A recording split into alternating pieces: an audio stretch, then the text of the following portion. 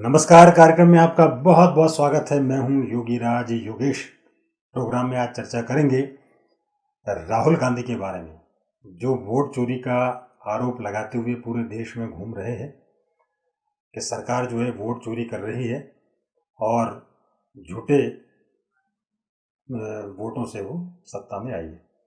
अब महत्वपूर्ण बात इसमें है कि राहुल गांधी आरोप तो लगा रहे हैं कि साहब वोट चोरी हो रही है, लेकिन इन 2-3 दिनों में इतना साफ हो गया है कि राहुल गांधी के आरोप ही झूठे, क्योंकि उन्होंने जिस मतदाता सूची को लेकर ये पूरा नैरेटिव गढ़ा, वो मतदाता सूची चुनाव आयोग की थी ही नहीं। वो थी CSDS के संजय कुमार के आंकड़ों को लेकर उन्होंने एक नैरेटिव गढ़ा। अब वो नैरेटिव झूठा साबित हो गया, मतलब खुद चोर साबित हो गए और ये साबित हो गया कि एक झूठा कैंपेन पूरे देश में चला रहे हैं।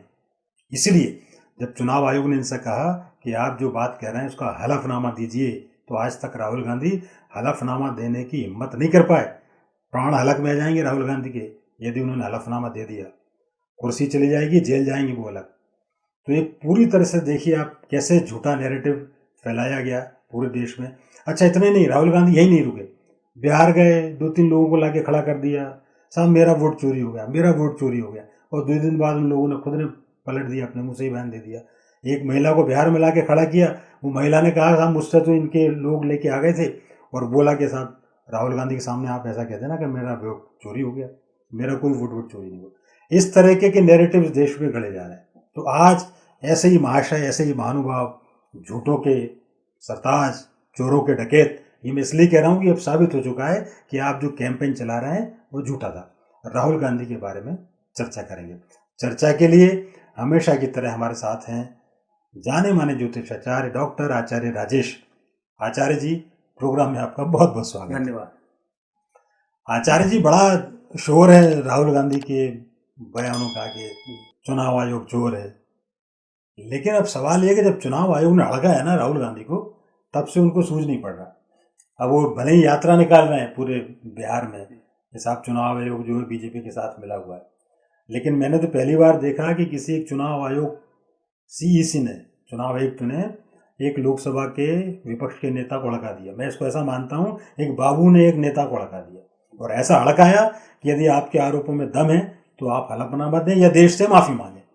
ये ऐसा पहली बार हुआ है कि किसी चुनाव आयुक्त ने नेता प्रतिपक्ष को हड़काया, क्योंकि अभी तक जो चुनाव आयुक्त थे वो तो कांग्रेस के ही गुलाम हुआ करते थे। कांग्रेस के समय की बात कर रहा हूँ। तो उसके बाद से फिर ये राहुल गांधी बस जनता के बीच चले गए और ये बताने की कोशिश कर रहे हैं कि देखिए साहब वोट चोरी हो रहा है, हालांकि वो अभी तक साबित नहीं कर पाए। तो हम आपसे ये जानना चाहेंगे कि ये जो एक झूठा नैरेटिव गढ़ने की जो कैंपेन जो राहुल गांधी चला रहे हैं, उसके पीछे बहुत सारे लोग हैं, उसके आसपास के जो लोग हैं बहुत सारे। तो अब ये एक तो इनकी कुंडली देख के भी आप बताना कि क्या इनकी कुंडली में इस टाइप के लोग हैं, इस टाइप के योग हैं कि बस झूठा आरोप लगा दें और साबित करें ना। इसमें ये तो इनके साथ चल ही रहा है। अभी जैसे इनकी कुंडली लेते हैं, मकर लग्न इनकी कुंडली में है, वृश्चिक राशि का चंद्रमा है, राहु दूसरे स्थान पे राहु जिसका होता है वो वैसे भी झूठ बोलता है उसका तो ये स्थिति बनती है। फिर शनि इनका नीच राशि में चौथे स्थान पर, ये सुख को भी, आई हुई संपदा को नष्ट करता है, तो वो शनि की यह स्थिति बनती है। बुध का योग पंचम भाव में बनता है, और चतुर्थेश और पंचमेश की यदि हम बात करें मंगल की और शुक्र की, तो शुक्र इनका विराजमान है 7वें भाव में। तो एक तो ये वैवाहिक जीवन को डिस्टर्ब कर रहा है, शादी इनकी नहीं होने दे रहा है। और ये मंगल की बात करें तो 6ठे स्थान पर सूर्य के साथ विराजमान है, तो इनकी योग्यता भी बहुत ज़्यादा योग्य नहीं है और वहाँ भी प्रश्न चिन्ह खड़े करते हैं। याददाश्त भी इनकी बहुत बेहतर नहीं है।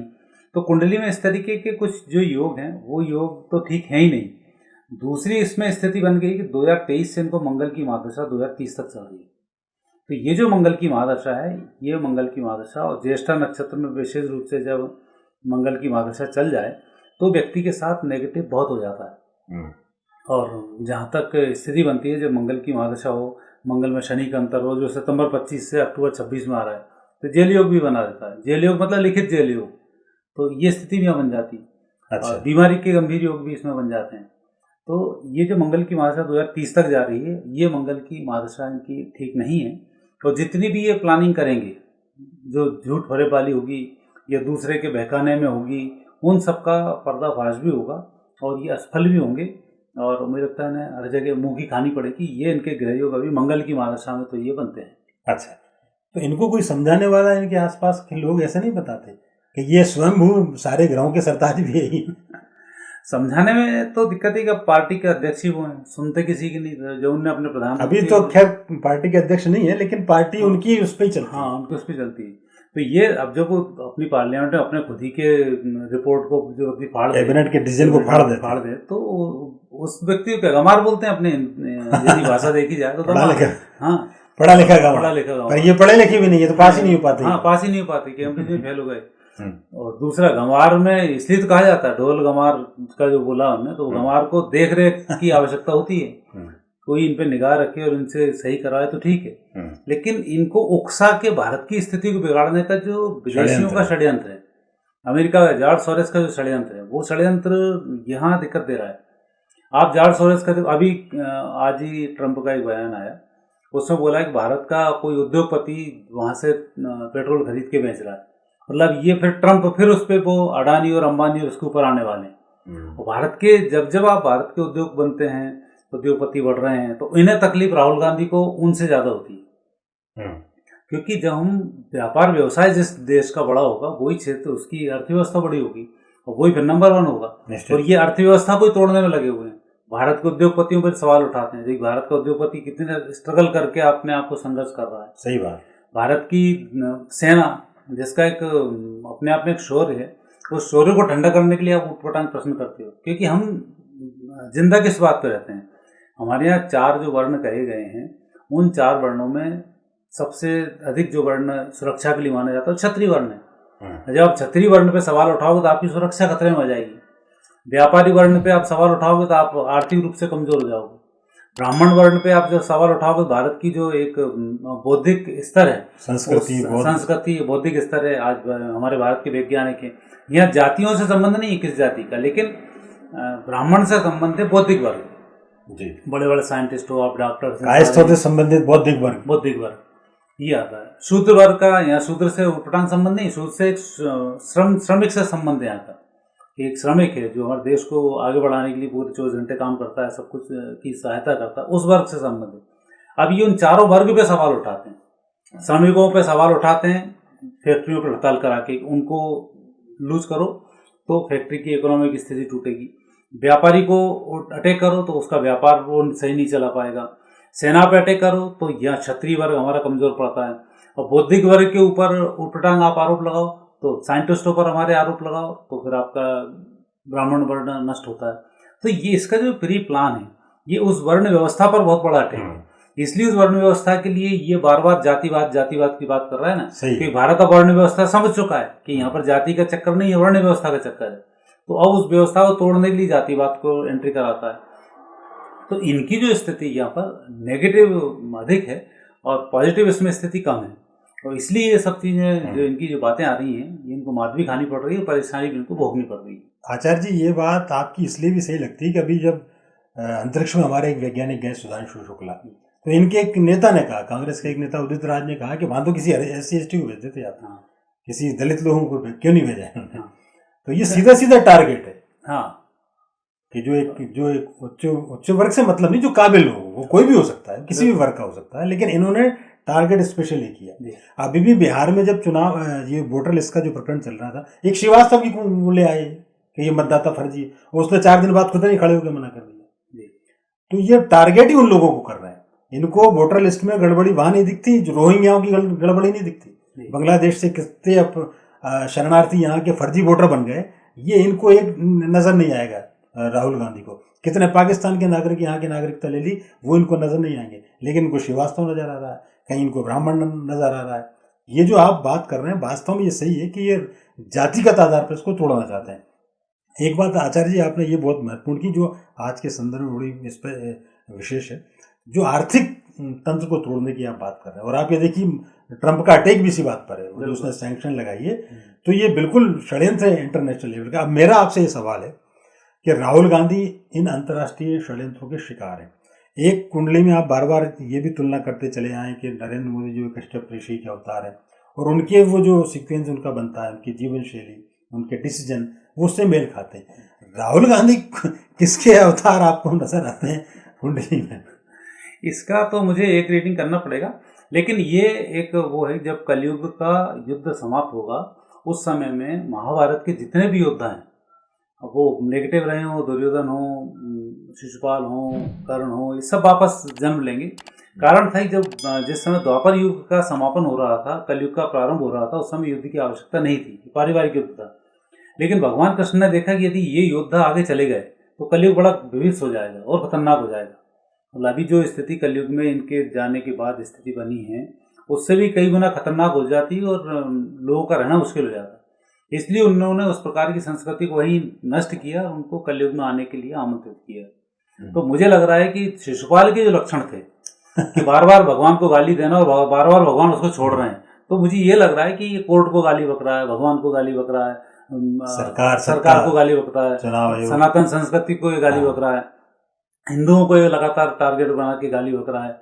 तो ये जो सुरक्षित रह जा रहा है, तो मुझे लगता है शिशुपाल के लक्षण इनमें अधिक मौजूद हैं। और जिस दिन इनकी 100 गालियाँ पूरी हो जाएंगी और उसके बाद इनकी व्यवस्था पूरी हो जाएगी, ये मुझे इसमें संकेत देता है। और कारण भी है कि इन कुंडलियों में इसका कोई ऐसा कारण नहीं कि ये देवयोग का व्यक्ति हो। ये देवयोग के व्यक्ति के अंदर सनातन का सम्मान आएगा ही आएगा। ये सनातन का सम्मान बिल्कुल ही नहीं करता, हिंदुओं को राक्षस बता देता है, आतताई बता देता है, अत्याचारी आतंकी बता देता है। और यही नहीं, इनके जितने भी, चिदम्बरम को ले लो, भगवान आतंकवाद की गणना कर रहे हैं, स्टालिन को ले लो, वो कुत्ते और इनसे तुलना कर रहे हैं, कीड़े मकोड़ों से तुलना कर रहे हैं सनातन की। तो ऐसे येदुरप्पा ले लो, और ये कई सारे जयराम रमेश, हाँ, ये सब ऐसे ही लोग हैं जिन्होंने हिंदुओं को, पवन खेड़ा, ये जिस तरीके से बकवास करते हैं। तो ये लक्षण क्लियर है कि अभी जो युद्ध की पृष्ठभूमि बन रही है, ये सनातन वर्सेस आतंक की है और सनातन वर्सेस राक्षस तत्व की है। तो वो तत्व इनमें मुझे अधिक दिखाई देते हैं, बाकी तत्व उसमें कम मुझे दिखाई देते हैं। और उसमें वो मंगल की माया से चल रही, ग्रहों का संबंध सबसे बड़ा महादशाओं पर डिपेंड करता है। वो महादशा इनकी कैसी जाएगी, इस महादशा में मंगल की महादशा है और मंगल इसका मारक बना हुआ है, सुख भाव का स्वामी है, सुख भाव की महादशा 6ठे भाव में विराजमान है सूर्य के साथ में। तो मंगल प्रभावहीन है, तेजहीन है, तो जितनी भी बातें करेगा इसकी सारी बातें इन्हीं को ही लपेटते हुए इन्हीं के लिए कटघरे में खड़ा करेंगे। और जो भी बोलेंगे, लोग भले ही बोलते हैं राहुल गांधी बहुत इंटेलिजेंट है, हमने बात की, हमने ये किया, लेकिन इंटेलिजेंट होना एक अलग बात है, लेकिन जैसे ही आप स्टेज पे जाते हो तो फिर सरस्वती वहाँ विराजमान हो जाती है, फिर आप सूट फटांग बयान निकल जाते हैं, फिर आप फंस जाते हो।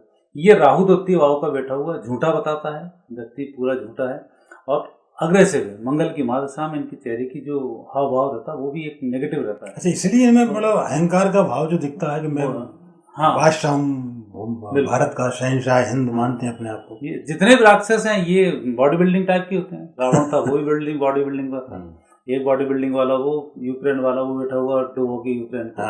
तो ये जितने भी हैं, तो उन राक्षस तत्व के अंदर अलग से एक शक्ति स्टोरेज करना, मांसाहार को करना, मजबूती बनाना, ये रहता है। और सत्व का जो व्यक्ति होता है वो इन चीजों के बजाय योग ध्यान पर ध्यान देता है। अर्जुन योग ध्यान के थ्रू इन सबको उसने परास्त कर दिया, भगवान राम ने योग ध्यान के थ्रू रावण को परास्त कर दिया। तो ये जो स्थिति है वो यहाँ नेगेटिव दिखाई देती है, इनकी बॉडी लैंग्वेज से, खान पान से, इनके आचरणों से और महादशाओं से।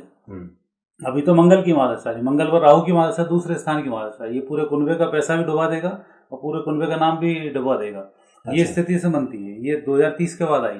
अच्छा। और 30 के बाद फिर भारत का भाग्योदय, सनातन का भाग्योदय होने वाला है। तब तक ये अपने आप में ही नेगेटिव स्थिति में पहुंच जाएंगे। अच्छा, एक चीज और आचार्य जी, इनके जो एक्शंस में नजर आती है, राजीव गांधी के बारे में लोग कहते थे कि ये शरीफ आदमी है, वो कुछ भी उन्होंने किया लेकिन उनकी शराफत की लोग कदर करते थे, शरीफ आदमी, ये शातिर आदमी है। और ये शातिर होने के साथ साथ आगे देखिए ये ऐसे कर्म कर रहा है कि जो इनके पूर्वजों के कुकर्म जो ढके हुए थे वो और उजागर हो जाते हैं इनके। बिल्कुल। वो वोट चोरी का आरोप ये लगा रहे हैं और लोगों ने जवाहरलाल नेहरू से लेके इनके तक उधेड़ दिया कि वोट चोरी तो वो कर रहे थे तब से। ये तो कहावत है ना, आपो तो मर जाएंगे कर कर खोटे काम, राम ना काहू को मारते ऐसे मोटी दाम। अब ये राफेल की इन्होंने बात की, पहले कहा चौकीदार चोर है, चौकीदार चोर है, राफेल की बात आई चौकीदार चोर है, और मालूम पड़ा बफोर्स की बात आई तो बात खत्म हुई, मेरा बाप चोर नहीं था। फिर मतलब वहां खुद फंस गया, फिर मेरा बाप चोर नहीं था बोलने लगे जब बफोर्स की बात आई। तो ये जब खुद ही के ऊपर खुद ही की चीजें पड़ जाएं तो ये नकारात्मकता का संकेत ज्योतिष शास्त्र में माना जाता है। और इसीलिए ऐसे लोगों को सलाह दी जाती है कि आप एक अच्छे वर्णाश्रम में आप जाएं, वहाँ पर अपनी शिक्षा दीक्षा लें और मंत्रों के जाप करें, ताकि आपकी वाणी शुद्ध हो, अंतरात्मा आपकी पवित्र हो और आप फिर सही तरीके से सारे काम कर सकें। तो वो नेगेटिव जो स्थिति है वो लगातार बन रही है और परिस्थिति इनकी लगातार ही बिगड़ती जाएगी, सुधरने के चांसेस नहीं है। और जो भी इनके साथ जुड़ेंगे वो भी सब नष्ट होंगे। अब तो दो धुरी सीधी सीधी बन रही है पूरी दुनिया में। आप देखो, दो दल बने हुए हैं, एक राष्ट्रीय दल है और दूसरा राष्ट्र विरोधी दल है। जहाँ जहाँ राष्ट्र विरोधी दल सत्ता में, वो राष्ट्र की धज्जी उड़वा रहा है, वहाँ पर राष्ट्र खतरे में पड़ा हुआ है। आज अमेरिका की एक इकोनॉमिक स्थिति होती है, अमेरिका को पूरी दुनिया में बहुत बड़े अच्छे नज़रों से देखा जाता था, लेकिन ट्रंप के द्वितीय कार्यकाल के बाद अमेरिका को तो लोग अब गिने नहीं, कॉमेडियन मानना शुरू कर दिया। तो ये स्थिति अब एक किस्सा बड़ा चलता है आचार्य जी आजकल के, अमेरिका के पास पैसा बहुत ज़्यादा है, तो पैसे वालों ने एक को कॉमेडियन की जरूरत थी, तो पैसे वालों ने एक राष्ट्रपति को कॉमेडियन रख लिया। उधर वहाँ कॉमेडियन को राष्ट्रपति बना दिया वहाँ यूक्रेन में, और यहाँ लोग कहते हैं कि साहब चूंकि भारत के पास पैसा कम है तो यहाँ पे कॉमेडियन को विपक्ष का नेता बना दिया। तो इस तरह की बातें हो रही हैं। लेकिन आचार्य जी, आपने ये एक बड़ी रहस्य की बात बताई कि इसके जो लक्षण है, राहुल गांधी के जो लक्षण है, वो शिशुपाल से ज़्यादा मिलते हैं। और उनकी जो एक्शन है अभी तक का, वो जो उनकी बॉडी लैंग्वेज है, जो उनकी जो मूवमेंट, वो झूठे नैरेटिव जो चला रहे हैं, वो सब उसी से ही मिलते जुलते। तो आचार्य जी, बड़ी इंटरेस्टिंग आपने जानकारी इस प्रोग्राम में दी और बहुत पूरे छोटी सी बात को लेकर पूरा विश्व का सीन खेल दिया। आपने इतनी महत्वपूर्ण जानकारी हमारे दर्शकों के साथ शेयर की, इसके लिए आपका बहुत बहुत धन्यवाद। और शुक्रिया उन तमाम दर्शकों का जो पूरी दुनिया भर से हमारे साथ जुड़ते रहते हैं। ये प्रोग्राम यदि आपको पसंद आया हो तो लाइक करें, शेयर करें और बेल आइकॉन को प्रेस करना ना भूलें, ताकि हमारे नए वीडियो से संबंधित नोटिफिकेशंस आपको मिलते रहें। फिलहाल इतना ही, अगली बार फिर किसी नए विषय के साथ आपसे बातचीत होगी। तब तक के लिए आज्ञा दीजिए। नमस्कार।